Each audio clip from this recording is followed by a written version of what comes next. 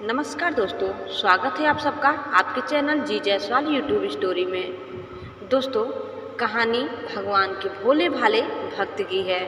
दोस्तों, कहानी अंत तक देखिए। आपको यह कहानी कैसी लगी हमें कमेंट बॉक्स में ज़रूर बताइए। दोस्तों, भक्त धन्ना जी का जन्म मुंबई के पास धुआन गांव में एक जाट घराने में हुआ। उनके माता पिता कृषि और पालन करके अपना जीवन यापन करते थे। वह बहुत निर्धन थे।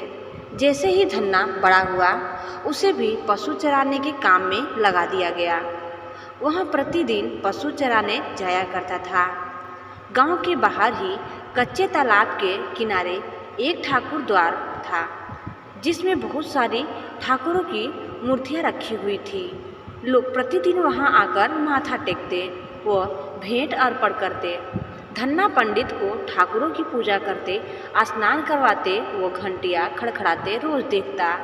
अल्प बुद्धि का होने के कारण वह समझ न पाता। एक दिन उसके मन में आया कि देखते हैं कि क्या है। उसने एक दिन पंडित से पूछ ही लिया कि आप मूर्तियों के आगे बैठकर क्या करते हो। पंडित ने कहा, ठाकुर की सेवा करते हैं, जिनसे कि मनोकामनाएं पूर्ण होती हैं। धन्य ने कहा, यह ठाकुर मुझे भी दे दो। उससे छुटकारा पाने के लिए पंडित ने कपड़े में पत्थर लपेटकर दे दिया।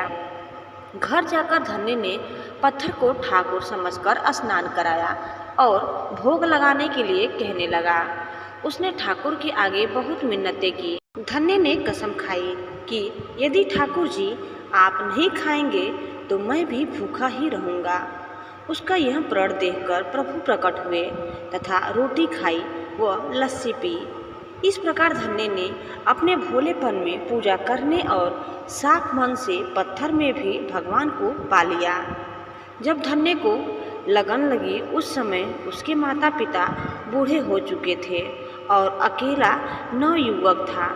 उसे ख्याल आया कि ठाकुर को पूजा से खुश करके यदि सब कुछ हासिल किया जा सकता है तो उसे अवश्य ही यह करना होगा, जिससे घर की गरीबी चली जाए तथा सुख आए।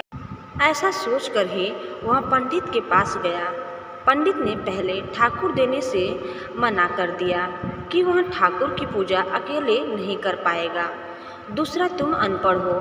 तीसरा, ठाकुर जी मंदिर के बिना कहीं नहीं रहते और न ही प्रसन्न होते हैं, इसीलिए तुम जिद मत करो और खेतों की संभाल करो। ब्राह्मण का धर्म है पूजा पाठ करना, जाट का कार्य है अनाज पैदा करना। परंतु धन्ना टस से मस न हुआ। अपनी पिटाई के डर से पंडित ने जो शालिग्राम मंदिर में फालतू पड़ा था, वह उठाकर धन्य को दे दिया। पूजा पाठ की विधि भी बता दी। पूरी रात धन्य को नींद न आई। वह पूरी रात सोचता रहा कि ठाकुर को कैसे प्रसन्न करेगा और उनसे क्या मांगेगा। सुबह उठकर अपने नहाने के बाद ठाकुर को स्नान कराया। भक्ति भाव से बैठकर लस्सी, रिड़की व रोटी पकाई। उसने प्रार्थना की, हे प्रभु, भोग लगाओ। मुझ गरीब के पास रोटी, लस्सी और मक्खन ही है और कुछ नहीं। जब और चीज़ें दोगे तब आपके आगे रख दूंगा। वह बैठा ठाकुर जी को देखता रहा। अब पत्थर भोजन कैसे करे। पंडित तो भोग का बहाना लगाकर सारी सामग्री घर ले जाता था, पर भले बालक को इस बात का कहाँ ज्ञान था। वह व्याकुल होकर कहने लगा कि क्या आप जाट का प्रसाद नहीं खाते? दादा तो इतनी देर नहीं लगाते थे। यदि आज आपने प्रसाद न खाया तो मैं मर जाऊंगा, लेकिन आपके बगैर नहीं खाऊंगा।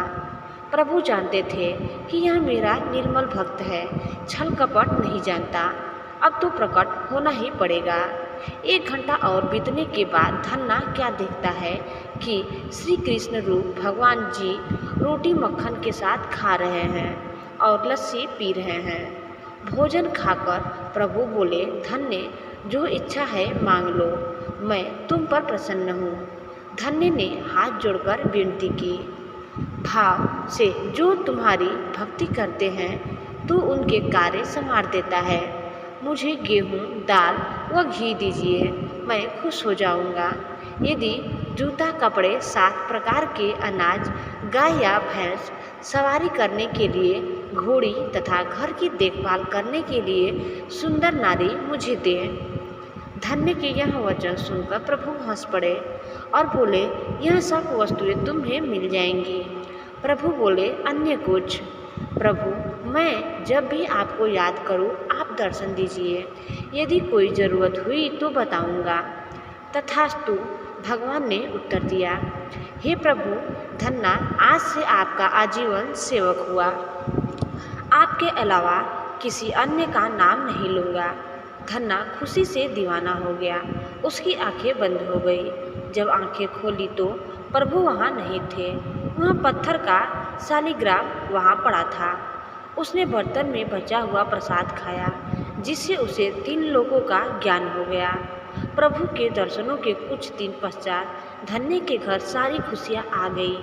एक अच्छे अमीर घर में उसका विवाह हो गया। उसके बिना कोई भूमि पर भी फसल लहलहा गई। उसने जो प्रभु से मांगा था उसे सब मिल गया। किसी ने धन्य को कहा, चाहे प्रभु तुम पर प्रसन्न है, तुम्हें फिर भी गुरु धारण करना चाहिए। उसने स्वामी रामानंद जी का नाम बताया। एक दिन अचानक ही रामानंद जी उधर से निकले। भक्त धन्य ने दिल से उनकी खूब सेवा की तथा दीक्षा की मांग की। रामानंद जी ने उनकी विनती स्वीकार कर ली और दीक्षा देकर धन्य को अपना शिष्य बना लिया। धन्ना भगवान के नाम का सुमिरन करने लगा।